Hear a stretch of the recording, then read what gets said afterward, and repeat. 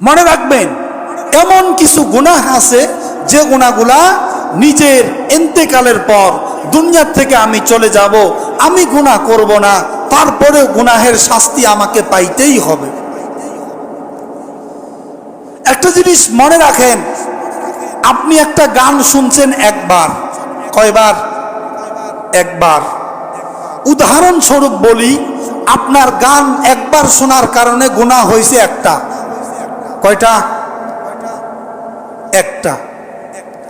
আপনার মাধ্যমে 1 লাখ মানুষ যে গান শুনলো, তাহলে আপনি ঘুমায়ও থেকেও আরো 1 লাখ গুনাহ নিজের আমলনামায় জমায়ে ফেললেন। বলেন নাউজুবিল্লাহ।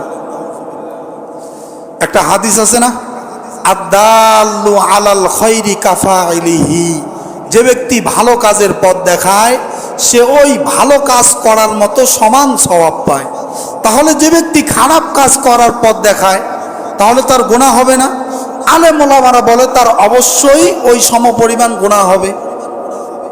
তাহলে আপনি যে একজন মুসলমান ভাইকে, আপনি যে একজন মানুষকে আপনার মাধ্যমে গান শোনাইলেন, আপনার মাধ্যমে নাচ দেখাইলেন, এরকম গান বাজনা বাদ্যযন্ত্র শোনাইলেন, তাহলে কি আপনার গুনাহ হবে না? কথা বলেন, তাহলে কি আপনার গুনাহ হবে না? অবশ্যই হবে।